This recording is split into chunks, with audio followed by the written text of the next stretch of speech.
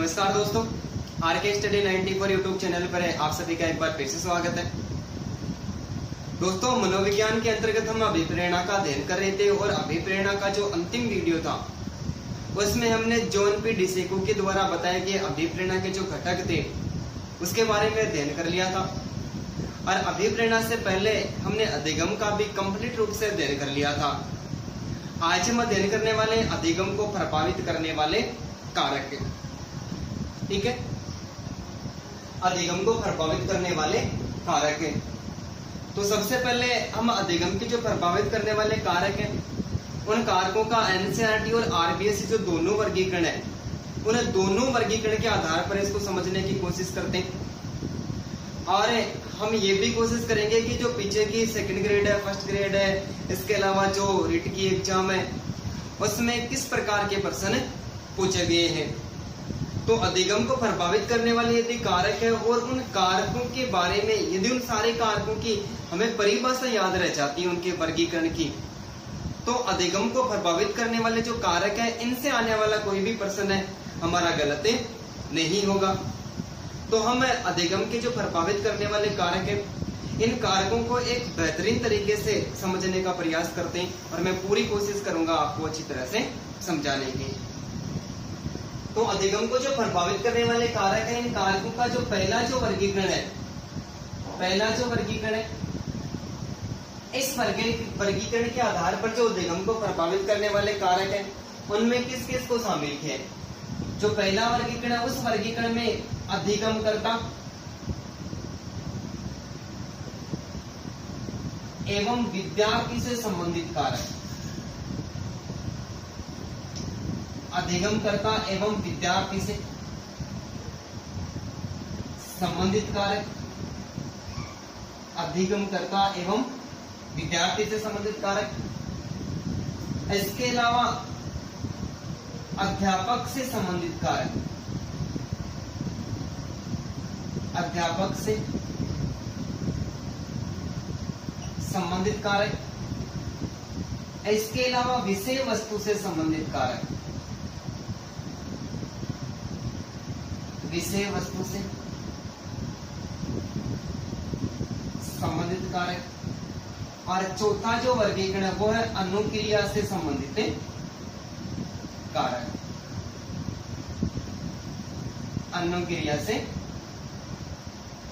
संबंधित कारक। ये कारकों का पहला वर्गीकरण है कि अधिगमकर्ता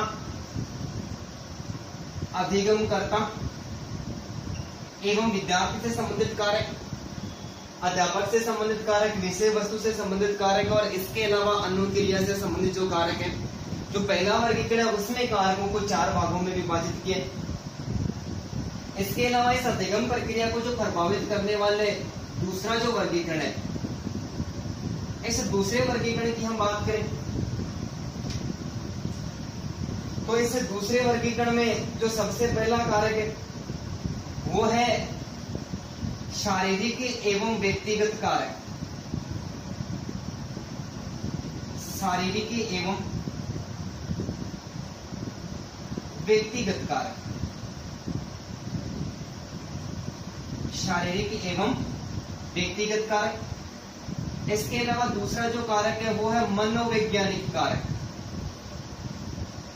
कौन से कारक? मनोवैज्ञानिक कारक। और अधिगम प्रक्रिया को प्रभावित करने वाला जो तीसरा कारक है इसमें शामिल किया बाह्य कारक या अन्य कारक, बाह्य कारक या फिर अन्य कारक। और बाह्य कारकों के अंतर्गत है सामाजिक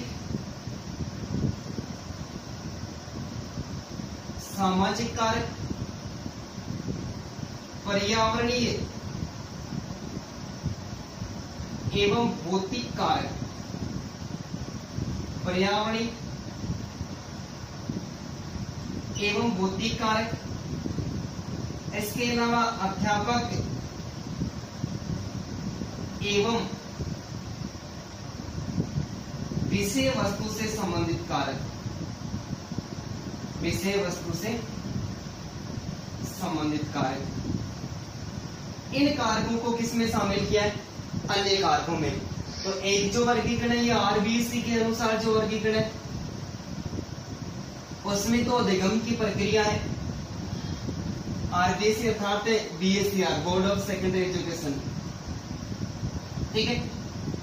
उसमें तो जो कारकों का वर्गीकरण है वो 4 आधारों पर किया है: अधिगम, कर्ता एवं विद्यार्थी से संबंधित कारक, अध्यापक से संबंधित कारक, विषय वस्तु से संबंधित कारक और अनुक्रिया से संबंधित कारक। जो अन्य वर्गीकरण है वो एनसीईआरटी,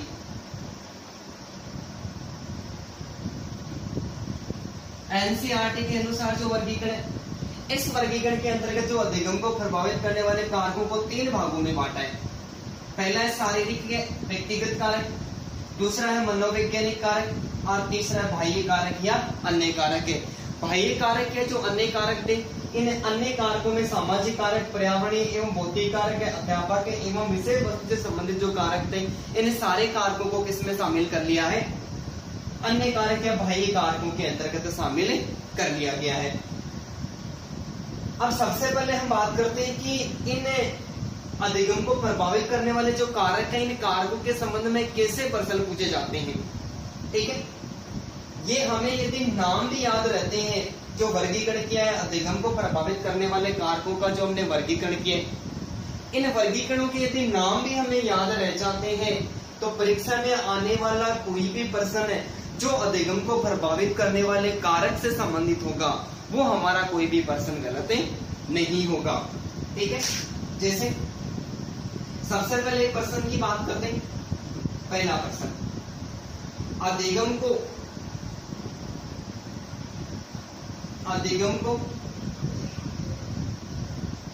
प्रभावित करने वाला, अधिगम को प्रभावित करने वाला पर्यावरणीय कारक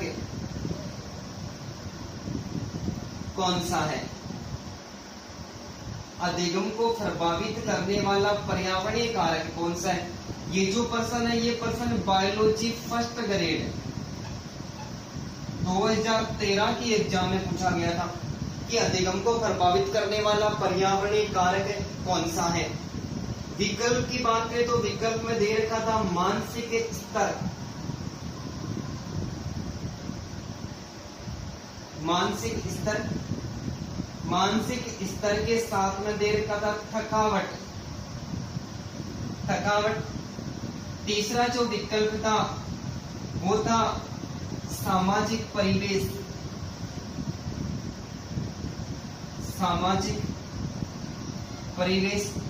और चौथा विकल्प था इनमें से कोई नहीं।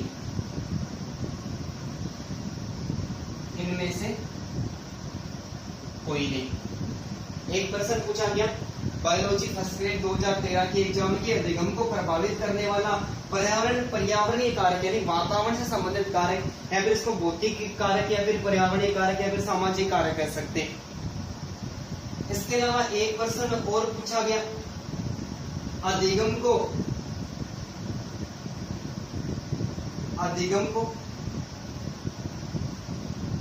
प्रभावित करने वाला, अधिगम को प्रभावित करने वाला अध्यापक से संबंधित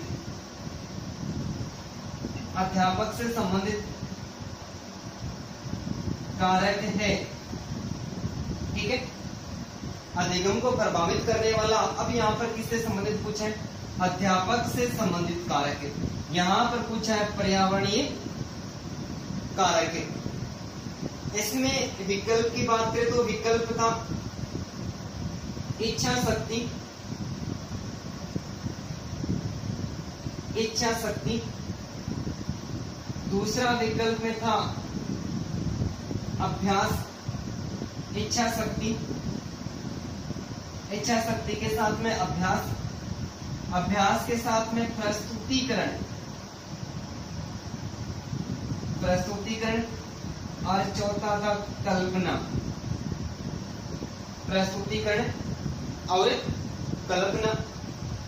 इसके अलावा एक प्रश्न 2017 की जो जिट की एग्जाम लगी उसमें ये जो प्रश्न है ये राजस्थानी भाषा की जो फर्स्ट ग्रेड की 2013 की एग्जाम में उसमें पूछा गया प्रश्न है। और एक और प्रश्न है कि अधिगम को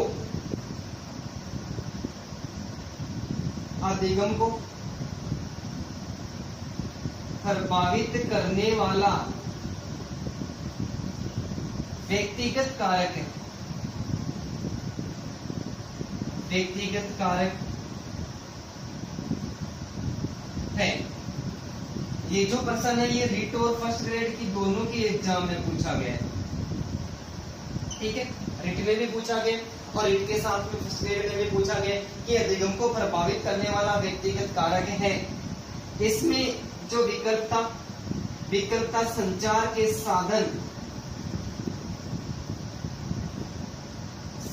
के साधन, दूसरा जो विकल्प था वो था समवेशक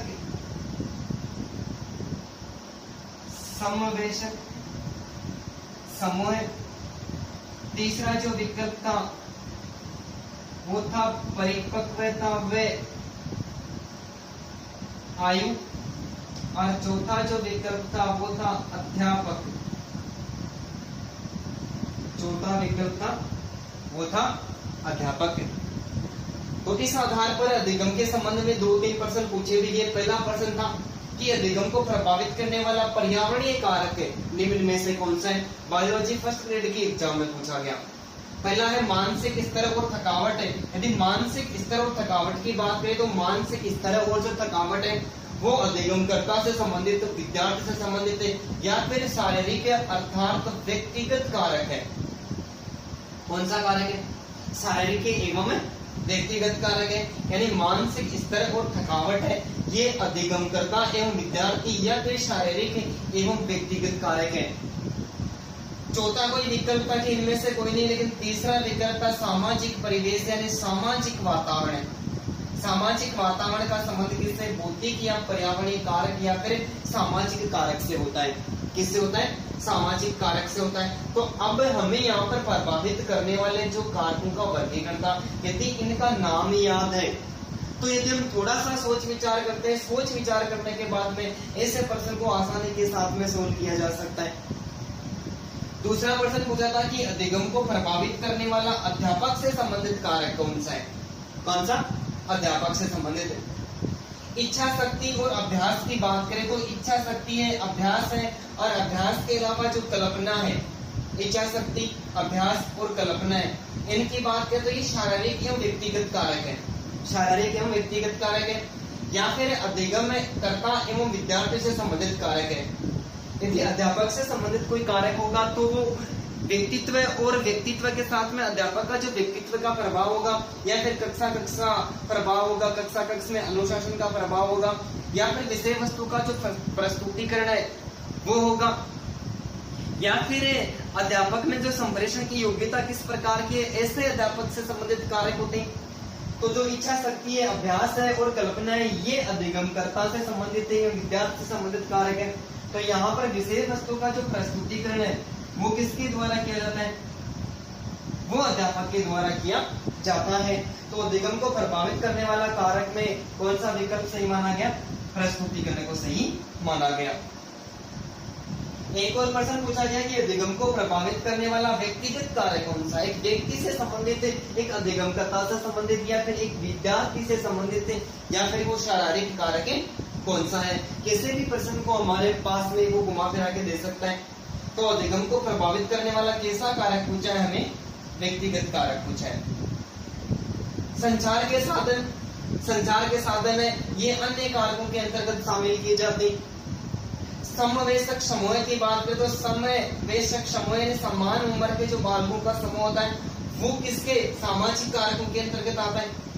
इसके अलावा जो परिपक्वता और आयु है, ये परिपक्वता और आयु है, ये एक व्यक्ति के व्यक्तिगत कारक होती है, और अध्यापक है तो अध्यापक से संबंधित कारक, ये तो वर्गीकरण एकदम से अलग होता है। तो अधिगम को प्रभावित करने वाला व्यक्तिगत कारक कौन सा है? एक तो व्यक्ति की परिपक्वता और एक आयु। व्यक्ति की आयु और परिपक्वता होता है, इसको भी ये भी क्या करते हैं, अधिगम की प्रक्रिया को प्रभावित करते हैं। जब हम विस्तार से पढ़ेंगे तब इनके बारे में भी अध्ययन करेंगे। तो दोस्तों ये अधिगम को प्रभावित करने वाले जो कारक हैं, इन कारकों से संबंध में ये प्रश्न पूछेंगे और इन प्रश्नों को देखकर ऐसा अंदाजा लगाया जा सकता है कि जो विद्यार्थी होते हैं और वो बिना सोचे समझे ही विकल्प का चयन कर लेते हैं, उनका प्रश्न 100% गलत ही होता है। बाकी जो वर्गीकरण है, इस वर्गीकरण को यदि थोड़ा सा भी सोच विचार कर लिया तो मेरा ऐसा मानना है किसी भी प्रकार का कोई प्रश्न गलत नहीं होगा। और अब हम क्या करेंगे, इन्हीं प्रश्नों को ध्यान में रखते हुए, ये जो पहले प्रश्न पूछे गए, इन प्रश्नों को ध्यान में रखते हुए जो वर्गीकरण है अधिगम को प्रभावित करने वाले कारकों का, उनका हम विस्तार से अध्ययन करेंगे। आप एक बार इनका स्क्रीनशॉट ले लें।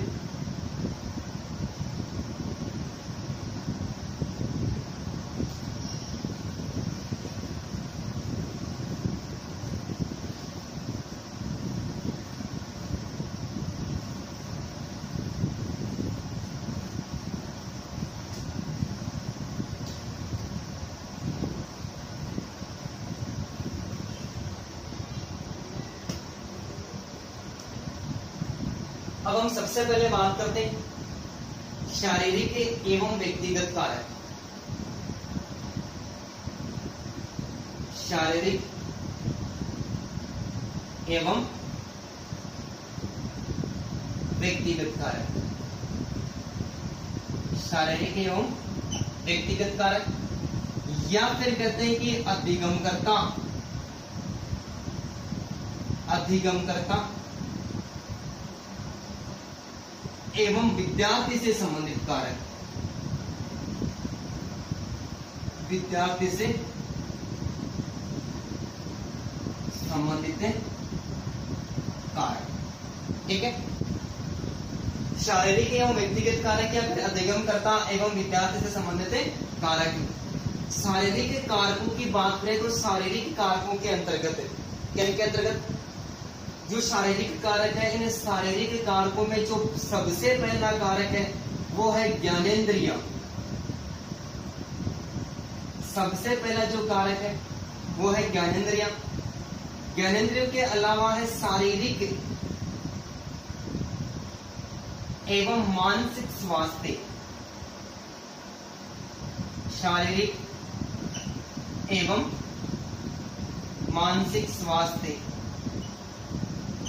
शारीरिक एवं जो मानसिक स्वास्थ्य है, इसके अंतर्गत है एक व्यक्ति का जो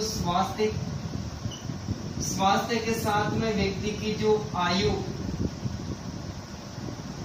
और आयु के साथ में लिंग यानी यौन को शामिल किया। स्वास्थ्य, आयु और जो यौन है ये भी किससे कारक है, ये भी शारीरिक कारक है। और इनके अलावा जो एक और कारक है वो है परिपक्वता। वो क्या है, परिपक्वता। तो रिट में और फर्स्ट ग्रेड में एक प्रश्न इन्हीं में से पूछ लिया कि व्यक्तिगत कारक कौन सा है, और विकल्प में दे रखा था परिपक्वता और आयु। तो सबसे पहले हम बात करते हैं कि ज्ञानेंद्रियां, क्या ज्ञानेंद्रियां भी अधिगम की प्रक्रिया को प्रभावित करती है क्या? ज्ञानेंद्रियां भी अधिगम की प्रक्रिया को पूरी तरह से प्रभावित करती है। ज्ञानेंद्रियों की बात करते हैं, ज्ञानेंद्रियां 5 मानी जाती है। क्या मानी जाती है? ज्ञानेंद्रियां 5 मानी जाती है कि बालक अपना जो प्रारंभिक अनुभव है, एक बालक जब अपना जीवन काल शुरू करता है और शुरू करने के बाद में जो ज्ञान की प्राप्ति करता है, वो ज्ञान की प्राप्ति गामक अनुभव अर्थात इंद्रिय अनुभवों के आधार पर, या फिर हम ऐसा करते हैं कि ऐसा कह सकते हैं कि बालक अपना जीवन जब प्रारंभ करता है तब वो ज्ञानेंद्रियों के माध्यम से अधिगम प्रक्रिया को शुरू करता है। यदि ज्ञानेंद्रियां भी किसी न किसी प्रकार की अधिगम प्रक्रिया में बाधा बन जाती है तो वो बाधा क्या मान ली जाती है? अधिगम को प्रभावित करने वाला कारक मान लिया जाता है। ज्ञानेंद्रियों की बात करें तो जैसे आंख, कान, नाक, त्वचा और जीव्या, ये ज्ञानेंद्रियां मानी जाती है। आंख का संबंध दृष्टि से होता है, कान का संबंध श्रवण यानी सुनने से, नाक का संबंध सूंघना यानी सूंघने से, त्वचा स्पर्श से, और जीवा का जो अनुभव होता है वो किससे संबंधित होता है, वो स्वाद से संबंधित होता है। अब इस वर्गीकरण के आधार पर, इंद्रियों के आधार पर हमें ऐसा अनुभव हो सकता है कि जो इंद्रियां भी क्या करती है, ज्ञानेंद्रियां भी क्या करती है, एक व्यक्ति की जो अधिगम की प्रक्रिया होती है, इस अधिगम की प्रक्रिया को पूरी तरह से प्रभावित करती है। कि बालक सर्वप्रथम किसी भी विषय वस्तु को देखकर या फिर सुनकर ज्ञान की प्राप्ति करता है। कैसे प्राप्ति करता है, या तो फिर देखकर करता है, या फिर सुनकर, या फिर उस विषय वस्तु का स्पर्श करके अधिगम को प्राप्त करता है। यदि बालक में दृष्टि दोष है या फिर सुनने संबंधी कोई न कोई दोष पाया जाता है, क्या पाया जाता है, सुनने संबंधी या फिर देखने संबंधी कोई दोष पाया जाता है, इसका मतलब अधिगम की प्रक्रिया क्या हो रही है, प्रभावित हो रही है।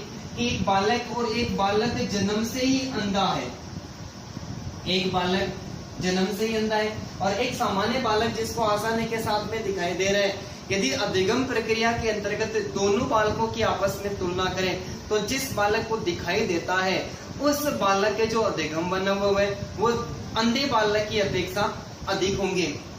अंधे बालकों के संबंध में एक रीट की जो पिछली एग्जाम लगी थी उसमें एक प्रश्न पूछा भी गया था कि जो अंधे बालक होते हैं उन अंधे बालकों को पढ़ाने की जो लिपि होती है वो लिपि कौन सी होती है, तो अंधे बालकों को पढ़ाने की जो लिपि होती है वो ब्रेल लिपि होती है।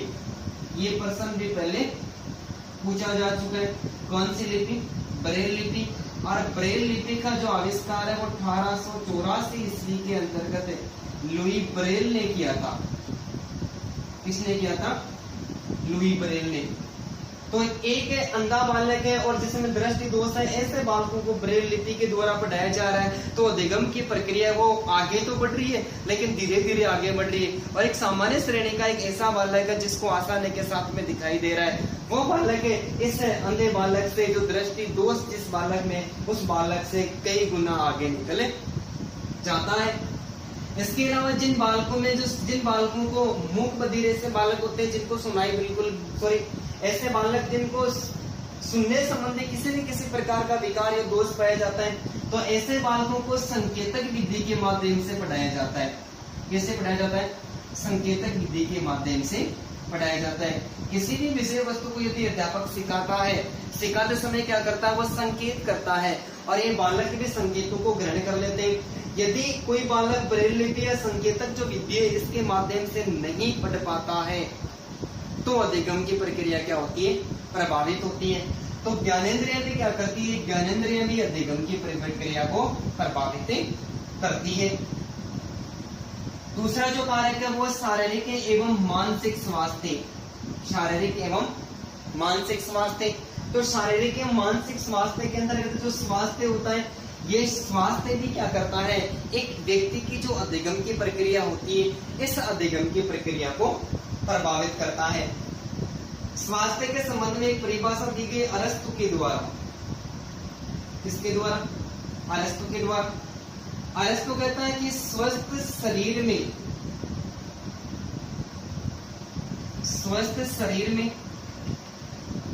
स्वस्थ मस्तिष्क निवास करता है। स्वस्थ शरीर में स्वस्थ मस्तिष्क क्या करता है, निवास करता है। ये परिभाषा किसके द्वारा दी गई, अरस्तु के द्वारा। इस स्वस्थ शरीर में स्वस्थ मस्तिष्क निवास करता है यदि व्यक्ति रोगग्रस्त नहीं है। एक सामान्य श्रेणी का बालक, एक सामान्य श्रेणी का बालक और एक रोगग्रस्त जो बालक होते हैं, इन दोनों बालकों की तुलना करें तो जो बालक स्वस्थ होता है वो स्वस्थ बालक में जो अधिगम की प्रक्रिया होती है रोगग्रस्त बालक से कई गुना अधिक होती है। तो ये परिभाषा स्वार्ज के द्वारा दी गई। किसके द्वारा, स्वार्ज। और स्वार्ज ने 1977 ईस्वी में एक परिभाषा दी स्वास्थ्य के संबंध में। किसके संबंध में? स्वास्थ्य के संबंध में एक परिभाषा किसके द्वारा दी गई? स्वार्थ के संबंध में दी गई। इस स्वार्थ ने 1977 में परिभाषित किया स्वास्थ्य को कि सामान्य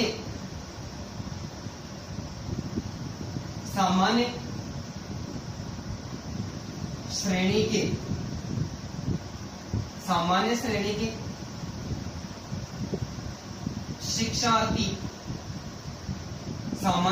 के शिक्षार्थी की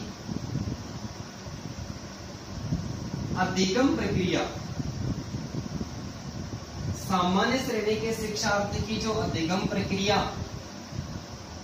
रोगग्रस्त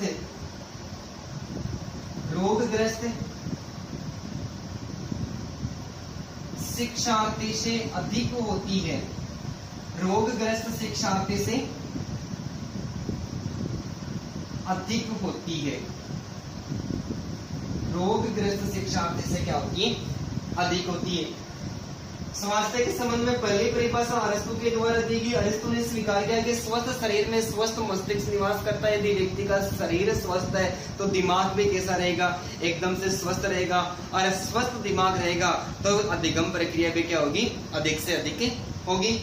स्वास्थ्य ने 1970 में परिभाषा दी कि सामान्य श्रेणी के जो शिक्षार्थी होते हैं, जो किसी भी रोग से ग्रस्त नहीं होते, तो सामान्य श्रेणी के जो शिक्षार्थी होते हैं उनकी जो अधिगम प्रक्रिया वो रोगग्रस्त शिक्षार्थियों से कैसी होती है? अधिक होती है। एक कक्षा के अंतर्गत अनेक सारे विद्यार्थी होते हैं और अनेक सारे विद्यार्थियों में कुछ विद्यार्थी ऐसे होते हैं जो तनाव, चिंता,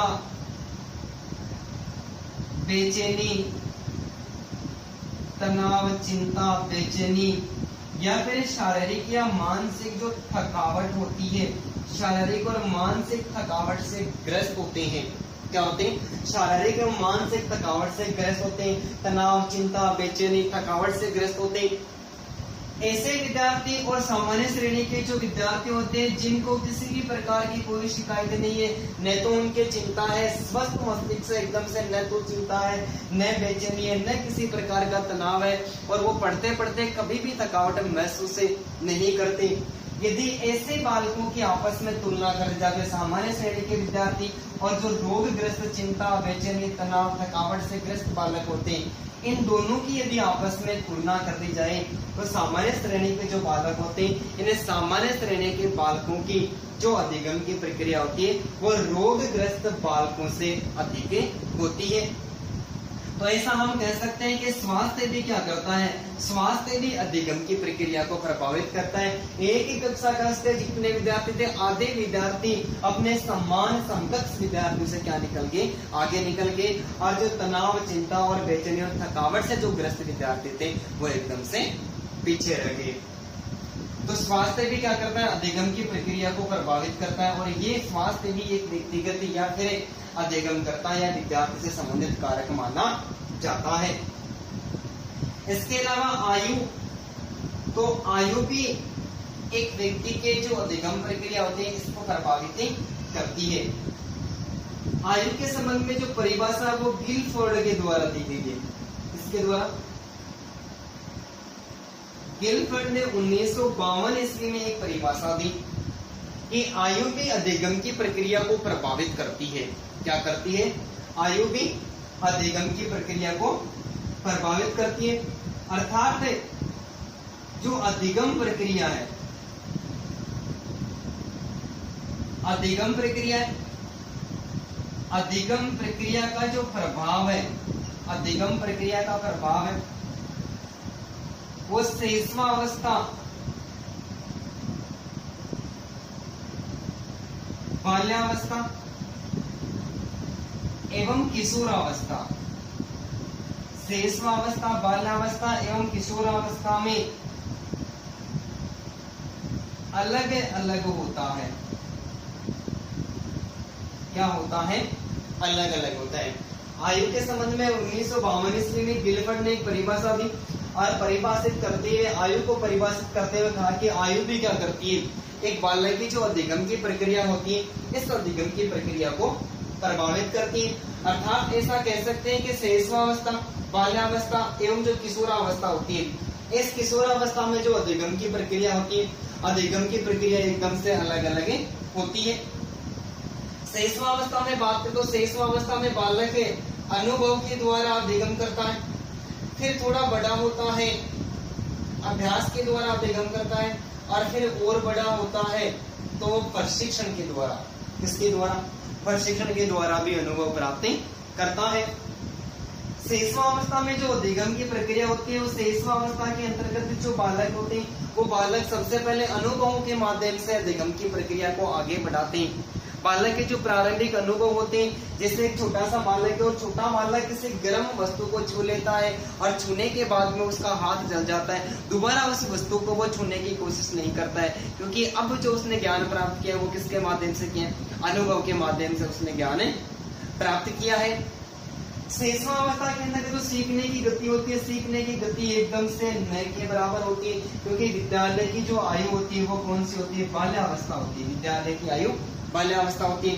बाल्यावस्था के अंतर्गत बालक जब विद्यालय में प्रवेश करता है और विद्यालय में प्रवेश करने के बाद में उस बालक को अभ्यास के द्वारा सिखाया जाता है, के जो भी जोड़ बाकी गुणा भाग सिखाया जाता है, उनका बार बार अभ्यास करवाया जाता है। और अभ्यास करने के कारण कुछ बालक ऐसे होते हैं जिनमें अभ्यास की जो शक्ति होती है वो एकदम तीव्र होती है, वो आगे निकल जाते हैं, और कुछ बालक ऐसे होते हैं जो एकदम से पीछे रह जाते हैं। तो शैशवावस्था, बाल्यावस्था और जो किशोरावस्था होती है, इसमें बालक की जो बुद्धि लब्धि होती है, ये बुद्धि लब्धि के आधार पर भी बालक की जो अधिगम की प्रक्रिया होती है वो एकदम से प्रभावित होती है। जब किशोरावस्था में बालक प्रवेश करता है तो किशोरावस्था के अंतर्गत बालक को अनेक प्रकार के प्रशिक्षण दिए जाते हैं। बालक में अमूर्त चिंतन की योग्यता का विकास हो जाता है। कैसा चिंतन, अमूर्त चिंतन की योग्यता का विकास हो जाता है। विषय वस्तु सामने नहीं होती, केवल संकेत ही दे दिया जाता है, तो भी बालक तीव्र गति से क्या करता है, अध्ययन करता है। तो शैशवावस्था के अंतर्गत अधिगम की प्रक्रिया होती है, वो एकदम से धीमी गति से होती है। बाल्यावस्था में जब बालक प्रवेश करता है तो उसमें थोड़ी तीव्रता आती है, और किशोरावस्था में जब बालक प्रवेश करता है तो अधिगम प्रक्रिया तीव्र गति से होती है। लेकिन यहाँ पर भी जो बालक होते हैं उन बालकों की जो आईक्यू होती है, बुद्धि लब्धि होती है, बुद्धि लब्धि के आधार पर ये अधिगम की प्रक्रिया होती है, ये प्रभावित होती है।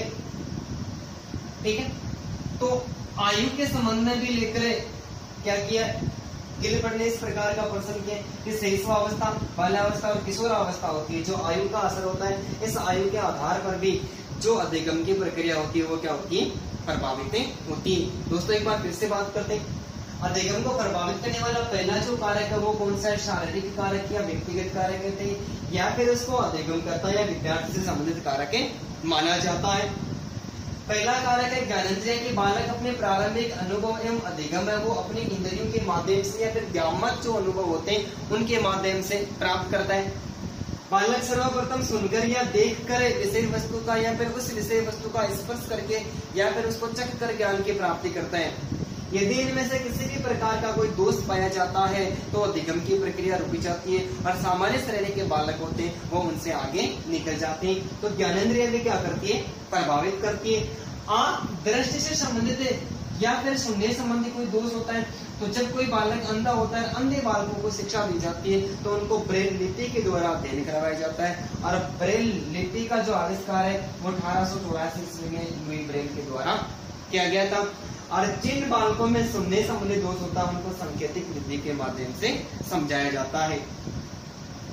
दूसरा शारीरिक एवं मानसिक स्वास्थ्य, तो स्वास्थ्य भी क्या करता है, स्वास्थ्य भी एक अधिगम, बालक की जो अधिगम प्रक्रिया होती है उस अधिगम की प्रक्रिया को प्रभावित करता है। स्वास्थ्य के संबंध में पहली परिभाषा अरस्तु के द्वारा दी गई। अरस्तु कहता है कि स्वस्थ शरीर में स्वस्थ मस्तिष्क निवास करता है। क्या करता है, स्वस्थ शरीर में स्वस्थ मस्तिष्क निवास करता है। दूसरी परिभाषा स्वार्थ के द्वारा 1977 ईस्वी में दी गई थी। स्वार्थ कहता है कि सामान्य श्रेणी के जो शिक्षार्थी होते हैं उनकी जो सामान्य श्रेणी के शिक्षार्थियों की जो अधिगम प्रक्रिया होती है वो रोगग्रस्त शिक्षार्थियों से कहीं अधिक होती है। कि सामान्य श्रेणी के एकदम से स्वस्थ बालक और अस्वस्थ बालक दोनों की तुलना करें तो जो सामान्य श्रेणी के स्वस्थ बालक होते हैं उनकी जो अधिगम प्रक्रिया होती है, जो चिंता, बेचैनी या फिर तनाव और थकावट से ग्रस्त कोई बालक है उनसे एकदम अधिक होती है। आयु के संबंध में 1952 ईस्वी में परिभाषा गिलफोर्ड के द्वारा दी गई। गिलफोर्ड कहता है कि आयु भी क्या करती है, एक व्यक्ति की जो अधिगम प्रक्रिया होती है उसको प्रभावित करती है। तो ऐसा कह सकते हैं कि शैशवावस्था, बाल्यावस्था और किशोरावस्था होती है। इन तीनों प्रकार की अवस्थाओं के अंतर्गत जो अधिगम की प्रक्रिया होती है, ये अधिगम की प्रक्रिया एकदम अलग अलग चलती है। तो एक बार आप इसका स्क्रीनशॉट ले लें।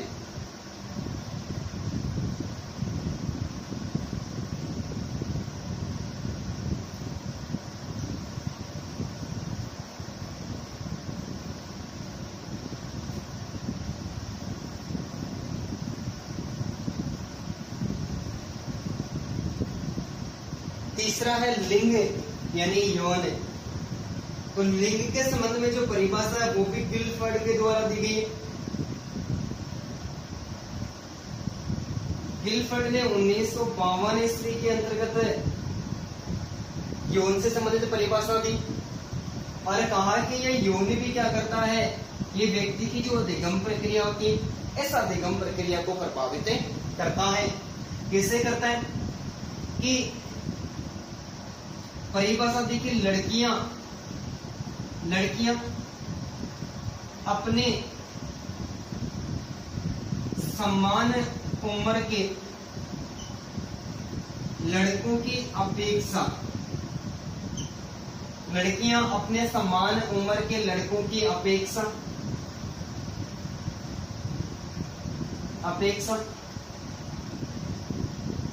किसी भी विषय वस्तु को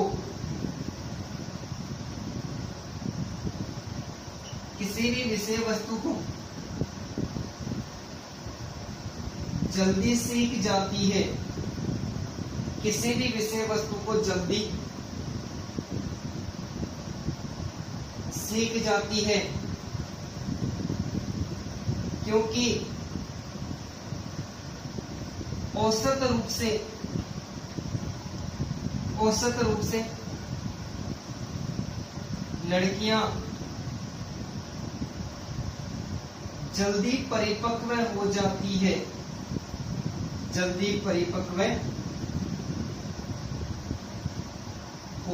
है, तो यौन के संबंध में जो परिभाषा वो किसके द्वारा दी गई, गिलफोर्ड के द्वारा दी गई। और गिलफोर्ड ने स्वीकार किया कि लड़कियां अपने समान उम्र के जो लड़के होते उन लड़कों की अपेक्षा किसी भी विषय वस्तु को जल्दी सीख लेती है, क्योंकि औसत रूप से लड़कियां जल्दी परिपक्व हो जाती है। औसत रूप से लड़कियां होती है वो जल्दी परिपक्व हो जाती है। यदि मनोवैज्ञानिक तथ्यों की बात करें तो मनोवैज्ञानिक तथ्यों के आधार पर जो लड़कियों में परिपक्व अवस्था होती है, किशोरावस्था होती है, वो 9 से 12 वर्ष की आयु में 9 वर्ष की आयु में शुरू हो जाती है। और बालकों में जो ये किशोरावस्था है ये 12 वर्ष के बाद में शुरू होती है। इस अवस्था को लेकर सेकंड ग्रेड में एक विकास से संबंधित प्रश्न भी पूछा जा चुका है। प्रश्न पूछा गया है 9 से 12 वर्ष की लड़कियों का भार व लंबाई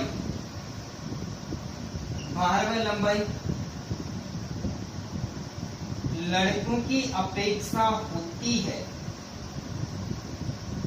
प्रश्न पूछा था कि 9 से 12 वर्ष की लड़कियों का भार व लंबाई लड़कों की अपेक्षा होती है, तो कम होती है या फिर अधिक होती है, समान होती है या फिर सभी। तो ये सेकंड ग्रेड में प्रश्न पूछा जा चुका है। और ये 9 से 12 वर्ष की आयु में जो लड़कियों का भार व लंबाई होती है वो लड़कों से अधिक होती है। इसका मतलब ये जल्दी परिपक्व हो जाती है। इस बात को भी स्वीकार कौन करता है, गिलफोर्ड स्वीकार करता है कि लड़कियां अपने समान उम्र के लड़कों की अपेक्षा किसी भी विषय वस्तु को जल्दी सीख लेते हैं, क्योंकि औसत रूप से लड़कियां जल्दी परिपक्व हो जाती है। और ये बात है जो वर्तमान में जो थोड़े दिन पहले 10वीं क्लास और 12वीं में जो साइंस वर्ग है, वाणिज्य वर्ग और कला वर्ग का जो रिजल्ट है उसमें देखा गया कि जो 10वीं और 10वीं के अलावा जो 12वीं का रिजल्ट है उन्हें 12वीं के रिजल्ट की तुलना करें तो हर रिजल्ट के अंतर्गत जो औसत प्रतिशत है वो पास होने में लड़कियों का ज्यादा रहा है। किनका ज्यादा रहा है? लड़कियों का ज्यादा रहा है। तो ये लिंग भी क्या करता है, ये अधिगम की प्रक्रिया को प्रभावित करता है। इसके अलावा जो परिपक्वता, ये परिपक्वता भी अधिगम की प्रक्रिया को प्रभावित करती है कि अधिगम की जो प्रक्रिया होती है, अधिगम की जो प्रक्रिया परिपक्वता पर निर्भर करती है। अधिगम की प्रक्रिया परिपक्वता पर निर्भर करती है। लेकिन अधिगम करवाने के लिए जब अधिगम की विशेषता से संबंध में यदि कोई प्रश्न पूछा जाता है तो वहां पर परिपक्वता का अधिगम की प्रक्रिया को आगे बढ़ाने में तो अधिगम से परिपक्वता का कोई रोल नहीं रहता है। परिपक्वता के आधार पर व्यक्ति के अंतर्गत अपेक्षित व्यवहारगत परिवर्तन नहीं होते हैं। परिपक्वता के आधार पर व्यक्ति में अपेक्षित व्यवहारगत परिवर्तन तो नहीं होते, लेकिन जो अधिगम की प्रक्रिया है, ये अधिगम की प्रक्रिया इस परिपक्वता पर निर्भर करती है। अर्थात परिपक्वता अधिगम की प्रक्रिया को प्रभावित करती है। क्या करती है? अधिगम की प्रक्रिया को प्रभावित करती है। सबसे पहले हम परिभाषा की बात करते हैं कि परिपक्वता किसे कहते हैं। परिपक्वता किसे कहते हैं? तो परिपक्वता की बात करें तो व्यावहारिक जीवन की बात करें। एक व्यक्ति का जो व्यावहारिक जीवन है, एक व्यक्ति का जो व्यावहारिक जीवन है, व्यावहारिक जीवन में समाज द्वारा, एक व्यक्ति के व्यावहारिक जीवन में समाज द्वारा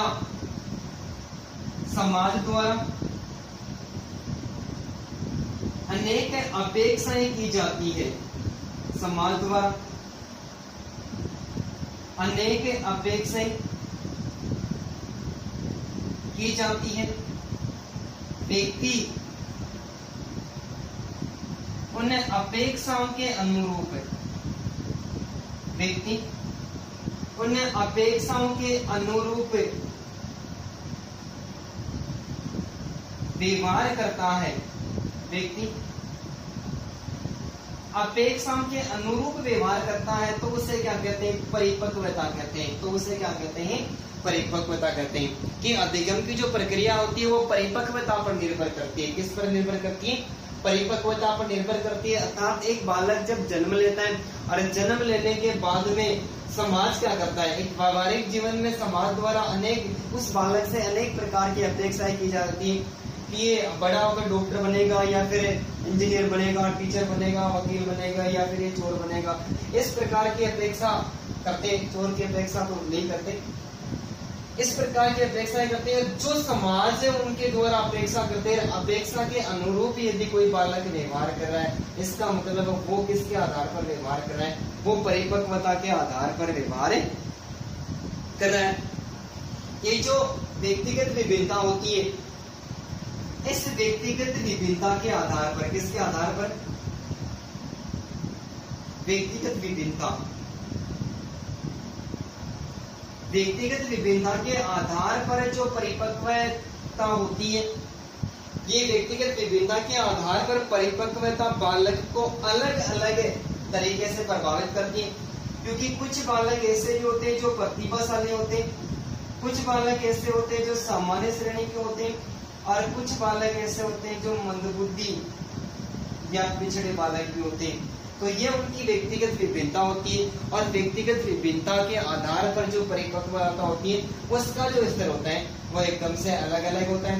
जो बालक प्रतिभाशाली होते हैं वो जल्दी परिपक्व हो जाते हैं। जो सामान्य श्रेणी के होते हैं वो थोड़े दिनों के बाद में परिपक्व हो जाते हैं। लेकिन जो मंदबुद्धि या फिर जो पिछड़े बालक होते हैं वो विषय वस्तु का बार बार अध्ययन करते रहते हैं और विषय वस्तु का बिल्कुल भी ज्ञान प्राप्त नहीं कर पाते हैं।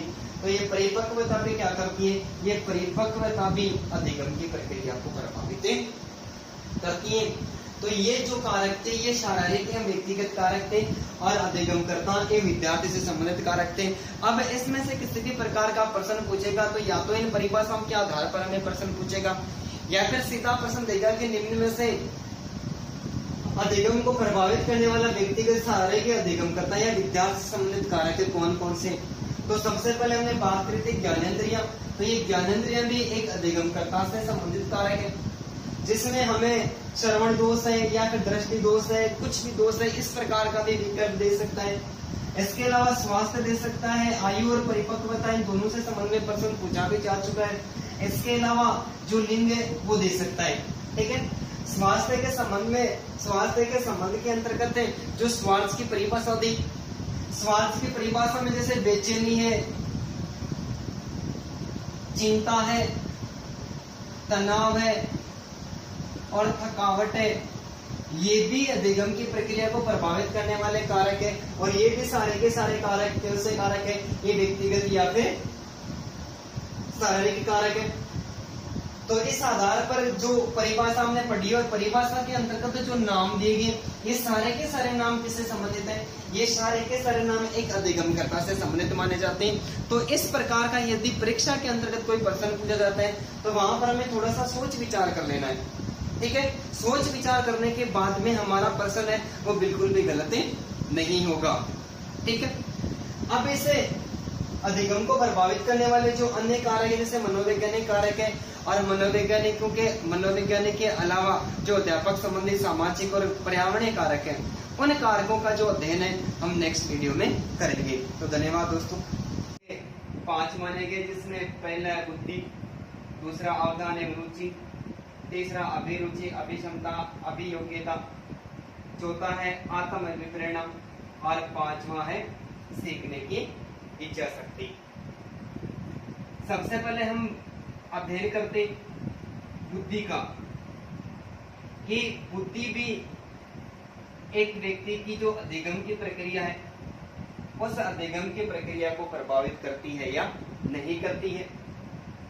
तो ये बुद्धि भी एक बालक की जो अधिगम की प्रक्रिया होती है उस अधिगम की प्रक्रिया को प्रभावित करती है। कैसे करती है? कि हमें इस प्रकृति की बात करें, संपूर्ण प्रकृति की बात करें, तो संपूर्ण प्रकृति में सबसे जो बुद्धिमान प्राणी है, सबसे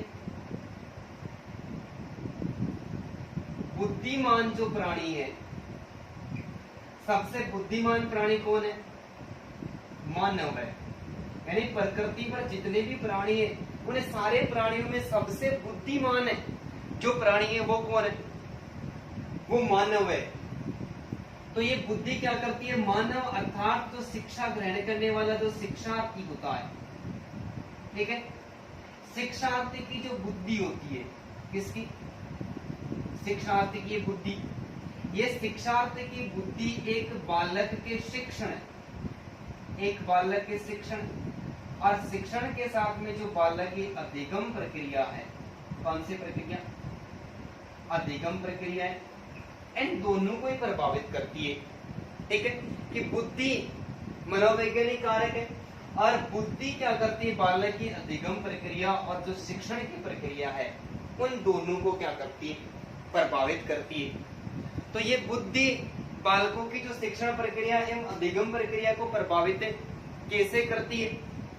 कि जिन बालकों का जो आईक्यू लेवल है, बौद्धिक स्तर है, ठीक है, जिन बालकों की जो आईक्यू है, बौद्धिक स्तर है, बुद्धि लब्धि है, वो कम होती है, जिन बालकों की जो बुद्धि लब्धि है वो कम होती है, वे बालक सरल विषय वस्तु को, किसको? सरल विषय वस्तु को भी, सरल विषय वस्तु को भी देरी से सीखते। क्या करते? सीखने में अधिक समय लगाते हैं और अधिक समय लगाने के बाद में वो सीख भी लेते हैं, लेकिन सीखा हुआ जो ज्ञान है वो थोड़े दिनों बाद में भी वापस से भूल जाते हैं। कि बुद्धि अधिगम की प्रक्रिया को प्रभावित करती है। जिन बालकों की बुद्धि लब्धि आईक्यू स्तर है वो कम होता है, वे सरल विषय वस्तु को भी यदि सीखते हैं तो सीखने में बहुत ज्यादा समय लेते, देरी से सीखते हैं और देरी से सीखने के बाद में भी थोड़े दिनों के बाद में वापस क्या कर जाते हैं? भूल जाते हैं। लेकिन जिन बालकों का जो आईक्यू लेवल है वो अधिक होता है, बुद्धि लब्धि क्या होती है? अधिक होती है, और जिन बालकों की बुद्धि लब्धि अधिक होती है वे क्या करते हैं? वे कठिन विषय वस्तु को भी, किसको? कठिन विषय वस्तु को शीघ्रता के साथ में सीख लेते हैं। कठिन विषय वस्तु को भी क्या करते हैं, इस कठिन विषय वस्तु को वो शीघ्रता के साथ में लिख देते हैं, और सीखा हुआ ज्ञान है वो एकदम से स्थायी हो जाता है, अर्थात जल्दी विस्मृत नहीं होता है, जल्दी विस्मृत नहीं होता है। तो इस आधार पर बालकों की एक श्रेणी है, लेकिन बुद्धि भी क्या करती है, अधिगम की प्रक्रिया को पूरी तरह से प्रभावित करती है। तो अधिगम की प्रक्रिया को प्रभावित करने वाला जो पहला मनोवैज्ञानिक कारक है वो क्या माना गया, बुद्धि माना गया। और इस पृथ्वी पर प्रकृति में जितने भी प्राणी हैं उन सारे प्राणियों की बात करें तो सारे प्राणियों में एक मानव ही ऐसा प्राणी है जो सर्वाधिक बुद्धिमान माना जाता है। ये बुद्धि क्या करती है, शिक्षार्थी की जो बुद्धि होती है वो शिक्षण की प्रक्रिया और अधिगम की प्रक्रिया को प्रभावित करती है। क्या करती है, शिक्षण की प्रक्रिया को प्रभावित करती है और अधिगम की प्रक्रिया को भी प्रभावित करती है। कैसे करती है कि जिन बालकों की बुद्धि लब्धि कम होती है, कमजोर होती है, ठीक है, आईक्यू लेवल उनका निम्न होता है, वे सरल विषय वस्तु को काफी दिनों के बाद में सीखते हैं, यानी देरी से सीखते हैं, और देरी से सीखने के बाद में भी थोड़े समय में उसको वापस भूल जाते हैं। लेकिन जिन बालकों की बुद्धि लब्धि है वो अधिक होती है, आईक्यू स्तर निम्न स्तर के बालकों से कई गुना अधिक होता है, ऐसे बालक कठिन विषय वस्तु को शीघ्रता के साथ में सीख लेते हैं और सीखा हुआ जो ज्ञान है वो जल्दी विस्मृत नहीं होता है। तो ये बुद्धि भी क्या करती है, अधिगम की प्रक्रिया को प्रभावित करती है। और ये कौन सा कारक माना गया है, ये सीखने का मनोवैज्ञानिक कारक माना गया है।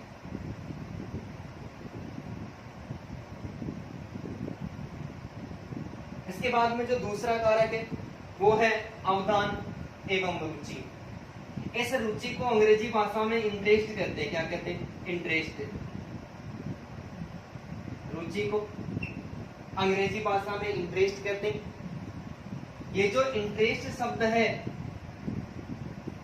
ये लैटिन भाषा, कौन सी भाषा, लैटिन भाषा के इंटरेस्ट से बना है। लैटिन भाषा के इंटरेस्ट से बना है कि रुचि को अंग्रेजी भाषा में इंटरेस्ट कहते हैं, और इंटरेस्ट जो शब्द है ये लैटिन भाषा के इंटरेस्ट से बना है। किससे बना है, इंटरेस्ट से बना है, और जिसका अर्थ क्या होता है, ध्यान केंद्रित करने की योग्यता। ध्यान केंद्रित करने की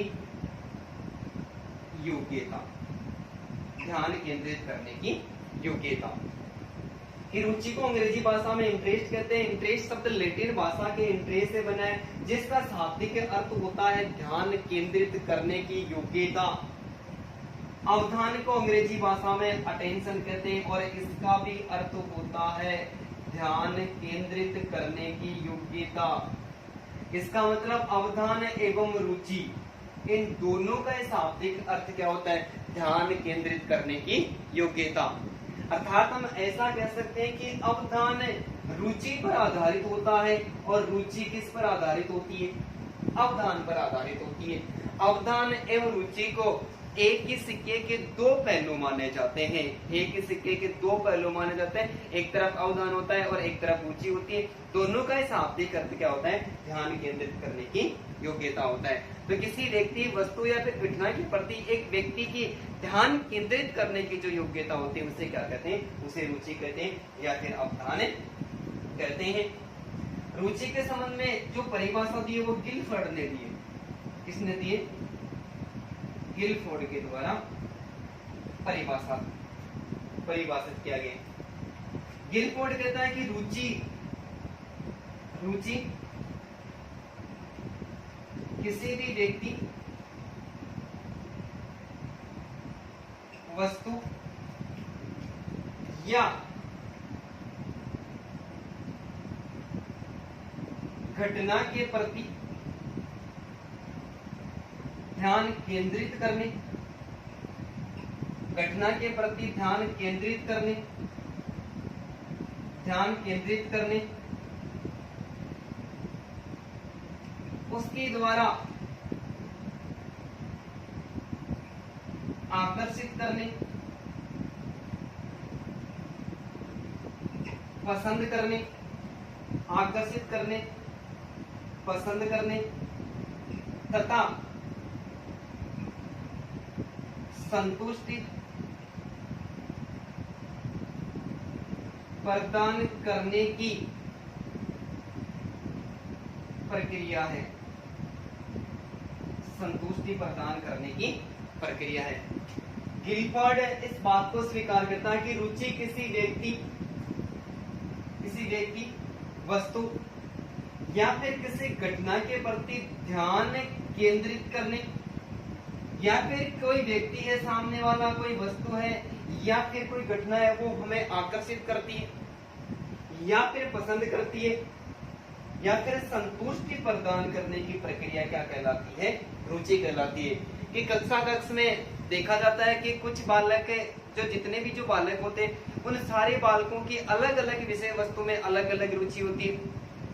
किसी को हिंदी ज्यादा पसंद होती है तो वो हिंदी को ज्यादा पढ़ता है, किसी को मनोविज्ञान पसंद होती है तो वो मनोविज्ञान को अधिक पढ़ता है, या फिर किसी बालक को अन्य कोई विषय पसंद होता है तो जिस बालक को जो विषय अधिक पसंद होता है, जिसके प्रति आकर्षक अधिक होता है और जिस विषय वस्तु के प्रति ध्यान केंद्रित अधिक होता है, बालक उस विषय वस्तु को उतना ही अधिक पढ़ेगा। तो अर्थात ऐसा कह सकते हैं कि रुचि भी क्या करती है? ये रुचि भी एक बालक की जो योग्यता होती है, अधिगम की प्रक्रिया होती है, उसको प्रभावित करती है। कि जिन बालकों की विषय वस्तु के प्रति रुचि नहीं होती है, जिन बालकों की विषय वस्तु के प्रति रुचि नहीं होती है, ऐसे बालक विषय वस्तु को पढ़ना ही छोड़ देते हैं या फिर बीच में छोड़ देते हैं। उन बालकों को पढ़ने का दोबारा यदि अवसर दे भी दिया जाए तो भी वो बालक उस विषय वस्तु को नहीं पढ़ पाते।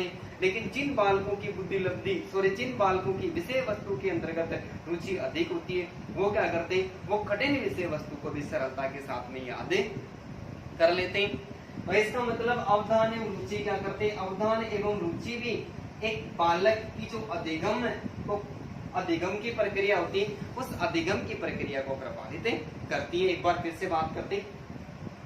अवधान एवं रुचि, अवधान को अंग्रेजी भाषा में अटेंशन कहते हैं और रुचि को अंग्रेजी भाषा में इंटरेस्ट कहते हैं। ये इंटरेस्ट शब्द लैटिन भाषा के इंटरेस्ट से बना है, जिसका शाब्दिक अर्थ होता है ध्यान केंद्रित करने की योग्यता। अवधान का भी अर्थ होता है ध्यान केंद्रित करने की योग्यता। तो हम ऐसा कह सकते हैं कि रुचि अवधान पर आधारित होती है और अवधान किस पर आधारित होता है? अवधान वापिस रुचि पर आधारित होता है। अर्थात अवधान एवं रुचि एक ही सिक्के के दो पहलू माने जाते हैं।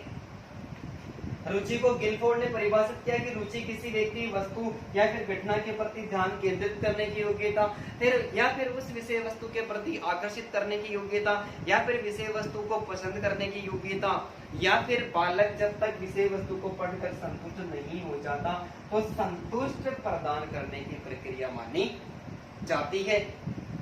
इस आधार पर हम ऐसा कह सकते हैं कि रुचि भी बालक की अधिगम की योग्यता को प्रभावित करती है। कि जिन बालकों की जो रुचि है वो विषय वस्तु में नहीं होती है, वे बालक उस विषय वस्तु को नहीं पढ़ते हैं, अर्थात पढ़ने भी लग जाते हैं तो उनको बीच में छोड़ देते हैं। दोबारा अवसर भी दे दिया जाता है उन बालकों को, तो भी उसमें अपनी रुचि वो जागृत नहीं कर सकते, उस विषय वस्तु का ज्ञान नहीं प्राप्त कर सकते। लेकिन जिन बालकों की किसी भी विषय वस्तु में पढ़ने की यदि रुचि है तो वो चाहे सरल हो या फिर कठिन हो, वो शीघ्रता के साथ में क्या कर लेते हैं? उस विषय वस्तु का अध्ययन कर लेते हैं। तो एक बार आप स्क्रीनशॉट ले लें इसका।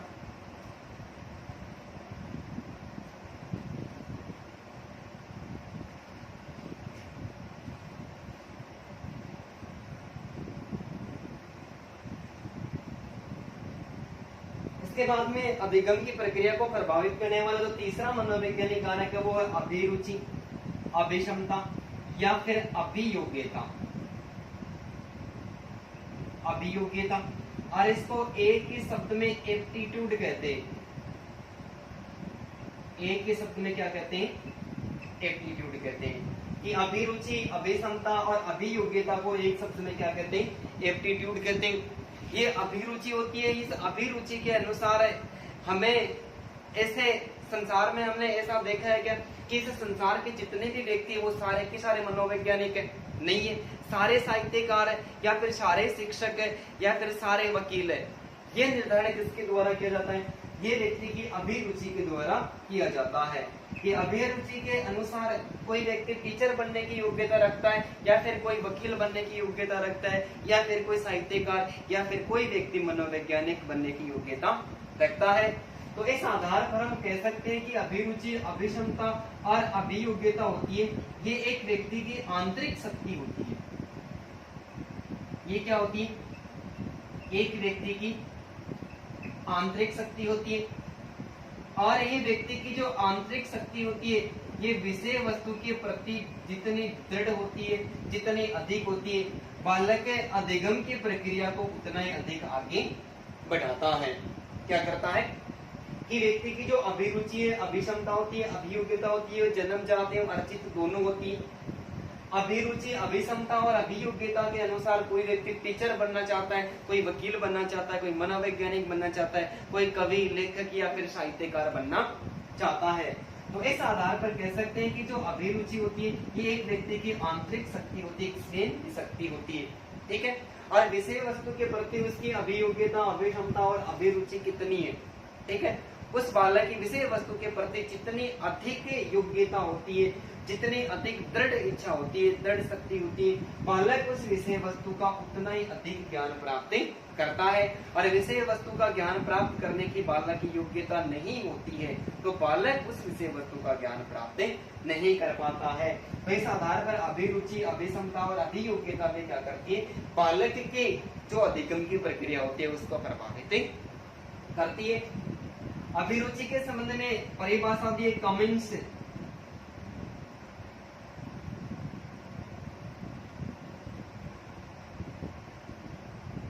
कमिंस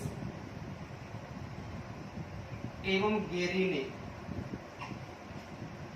कमिंस एवं गेरी ने 1978 ईस्वी में परिभाषित किया किसको, अभियोग्यता को। और गेरी और कमिंस ने प्रयोगात्मक अध्ययन के आधार पर प्रयोग किया, अभियोग्यता, अभिक्षमता पर प्रयोग किया। और प्रयोग करने के बाद में इस परिभाषा को प्रदर्शित किया या फिर निष्कर्ष निकाला कि कोई भी बालक किसी भी विषय वस्तु का कठिनाई स्तर, विषय वस्तु का कठिनाई स्तर विद्यार्थी की क्षमता एवं योग्यता, विद्यार्थी की क्षमता एवं योग्यता से अधिक होता है, योग्यता से अधिक होता है, तो ऐसे विषय को बालक रटकर सीखता है, ऐसे विषय को बालक रटकर सीखता है और जल्दी भूल जाता है, रटकर सीखता है और जल्दी भूल जाता है। तो अभियोग्यता को परिभाषित किसके द्वारा किया गया, कमिंस एवं गेरी के द्वारा 1978 ईस्वी में परिभाषित किया।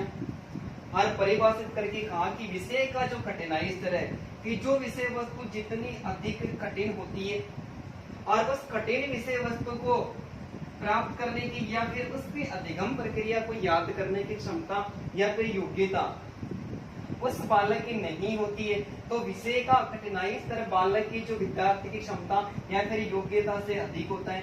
ऐसे विषय को बालक क्या करता है, रटकर सीखता है। और रटकर सीखा हुआ ज्ञान है वो थोड़े समय बाद में क्या हो जाता है, विस्मृत हो जाता है और बालक उस ज्ञान को भूल जाता है, भूल रहा है। इसका मतलब है ये जो अभिरुचि है, अभिक्षमता है और अभियोग्यता है, ये भी बालक की अधिगम प्रक्रिया को क्या कर रही है, प्रभावित कर रही है। तो एक बार फिर से बात करते हैं कि अधिगम की प्रक्रिया को प्रभावित करने वाला तीसरा जो मनोवैज्ञानिक कारक है वो है अभिरुचि, अभिक्षमता या फिर अभियोग्यता। एक शब्द में क्या कहते हैं, एक शब्द में इसको एप्टीट्यूड के नाम से जाना जाता है। अभिक्षमता एक व्यक्ति की जो आंतरिक शक्ति होती है, इसलिए ये जन्मजात और अर्जित दोनों होती है। अभिक्षमता के अनुसार कोई व्यक्ति टीचर बनने की योग्यता रखता है, कोई मनोवैज्ञानिक बनने की योग्यता रखता है, कोई कवि, साहित्यकार या फिर कोई लेखक बनने की योग्यता रखता है। अभिक्षमता एक व्यक्ति की, एक बालक की, एक विद्यार्थी की आंतरिक शक्ति होती है और विषय वस्तु के प्रति एक व्यक्ति की योग्यता जितनी अधिक होती है वो बालक उतना ही अधिक ज्ञान प्राप्त करता है। और जिस बालक की विषय वस्तु के प्रति जो योग्यता होती है, क्षमता होती है, वो कम होती है, वो विषय वस्तु का कम ज्ञान प्राप्त करता है। अभियोग्यता को परिभाषित किसके द्वारा किया गया? कमिंस एवं गेरी के द्वारा 1978 ईस्वी में परिभाषित किया। और अभियोग्यता पर इन्होंने क्या किया? प्रयोग किया और प्रयोग करके इस बात को सिद्ध किया कि कोई भी विषय वस्तु है और उस विषय वस्तु का कठिनाई स्तर है उस बालक की योग्यता क्षमता से यदि अधिक होता है तो बालक उस विषय वस्तु का ज्ञान प्राप्त नहीं कर पाता है। ऐसी स्थिति में बालक कैसे ज्ञान प्राप्त करता है? उस विषय वस्तु को रटकर ज्ञान प्राप्त करता है। और रटकर जब बालक विषय वस्तु का ज्ञान प्राप्त करता है तो प्राप्त किया हुआ ज्ञान है वो थोड़े समय के बाद में भी विस्मृत हो जाता है।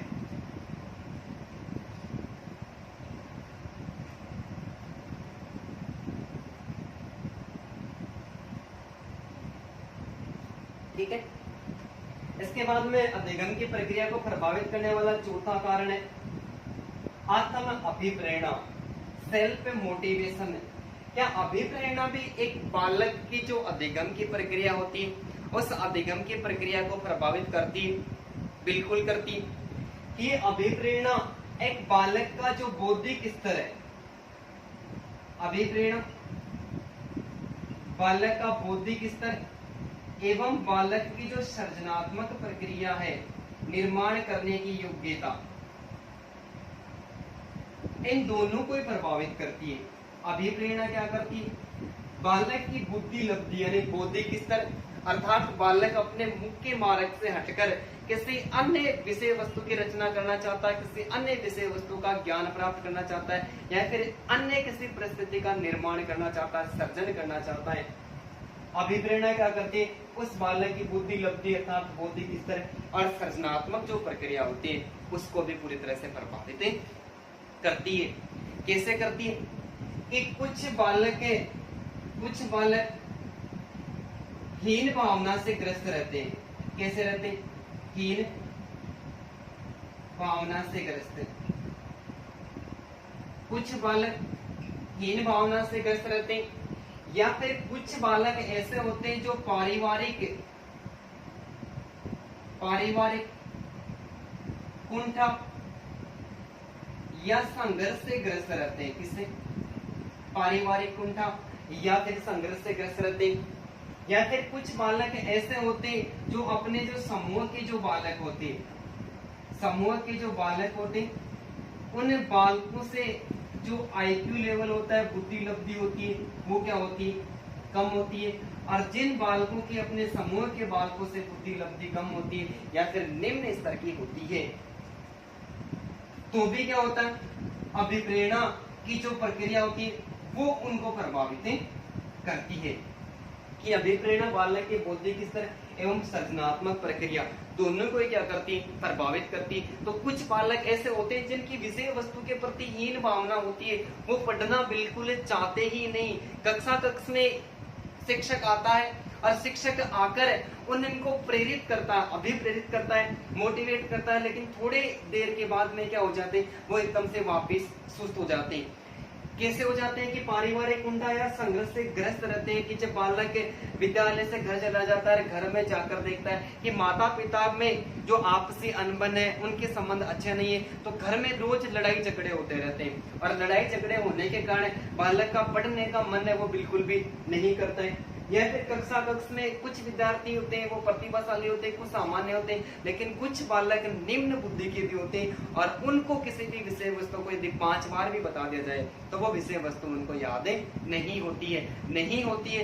तब भी क्या होता है? अभिप्रेरित वो नहीं हो पाते और विषय वस्तु का ज्ञान प्राप्त नहीं कर पाते। लेकिन जिन बालकों में ये जो अभिप्रेरित होने की क्षमता होती है वो अधिक होती है कि वो या तो स्वयं अभिप्रेरित हो जाते हैं, क्या हो जाते हैं? वो स्वयं अभिप्रेरित हो जाते हैं या फिर अध्यापक के द्वारा उनको अभिप्रेरित कर दिया जाता है। ऐसे बालक कठिन विषय वस्तु का ज्ञान भी क्या करते हैं? सरलता के साथ में प्राप्त कर लेते हैं। तो इस आधार पर जो आत्म अभिप्रेरणा होती है, स्वयं की जो अभिप्रेरणा होती है, वो भी क्या करती है? अधिगम की प्रक्रिया को प्रभावित करती है। और आत्म अभिप्रेरणा के संबंध में जो परिभाषा है वो किसके द्वारा, शेरिंग के द्वारा दी गई है। किसके द्वारा, शेरिंग ने 1968 ईस्वी में आत्म अभिप्रेरणा के संबंध में परिभाषित किया। कहा कि जब शिक्षार्थी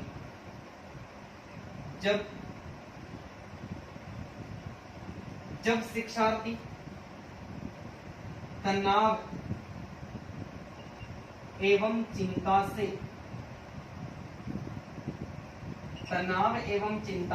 मुक्त रहता है, तनाव एवं चिंता से मुक्त रहता है, तो वह विषय की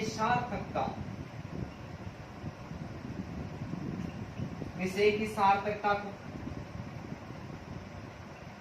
पहचानने का प्रयास करता है, विषय की सार्थकता को पहचानने का प्रयास करता है और शीघ्रता से सीखता है। तो आत्म अभिप्रेरणा के संबंध में शेरिंग ने परिभाषित किया 1968 ईस्वी में और कहा कि जब शिक्षार्थी तनाव एवं चिंता से मुक्त रहता है, किससे मुक्त रहता है, तनाव और चिंता से। कोई चिंता नहीं है, कितना याद होना, जितना होता है वो होता रहेगा या फिर हो जाएगा। न मानसिक कोई तनाव रहता है, मानसिक रूप से भी ग्रस्त नहीं रहता है और चिंता एवं तनाव दोनों से मुक्त रहता है। ऐसा बालक विषय वस्तु की सार्थकता यानी विषय वस्तु का अर्थ समझने की कोशिश करता है, अर्थ के साथ में उस विषय वस्तु को समझता है और जिस विषय वस्तु को यदि हम अर्थ ग्रहण करके उसके बाद में सीखने की कोशिश करते हैं, उसको अपने जीवन काल में कभी भी भूले नहीं कर पाते। तो विषय की सार्थकता को पहचानने का प्रयास करता है। यदि विषय वस्तु को अर्थ के साथ में सीखता है तो वो शीघ्रता के साथ में अध्ययन कर लेता है। यहाँ पर बालक स्वयं ही अभिप्रेत हुआ है और स्वयं अभिप्रेत होकर उसने क्या किया, उस विषय वस्तु का ज्ञान प्राप्त किया है। तो इस आधार पर अभिप्रेरणा भी क्या करती है, अभिप्रेरणा भी बालक की जो अधिगम की क्षमता होती है उसको प्रभावित करती है। आप एक बार इसका भी स्क्रीनशॉट ले लें।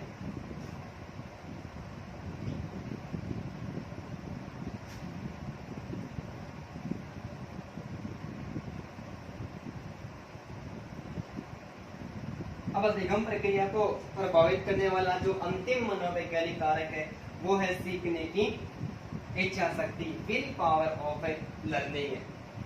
किसी भी विषय वस्तु को यदि हम सीखते हैं, सीखने के लिए इच्छा शक्ति का होना अनिवार्य माना जाता है।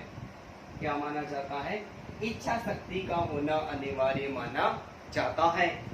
यदि बालक की जो सीखने की इच्छा शक्ति है और वो इच्छा शक्ति यदि दृढ़ नहीं है, बालक के सामने कोई कठिन समस्या आती है, क्या आती है, कठिन समस्या आती है, बालक के सामने कोई कठिन समस्या आती है और कठिन समस्या का हल करने के लिए किसकी आवश्यकता होती है, कठिन समस्या का हल करने के लिए दृढ़ इच्छा शक्ति का होना अनिवार्य माना जाता है। यदि कठिन समस्या का हल करने के लिए बालक की जो इच्छा शक्ति है वो दृढ़ नहीं है, अर्थात विषय वस्तु का ज्ञान प्राप्त करने के लिए भी बालक की जो इच्छा शक्ति है वो दृढ़ नहीं है, तो बालक उस विषय वस्तु का ज्ञान प्राप्त नहीं कर पाएगा।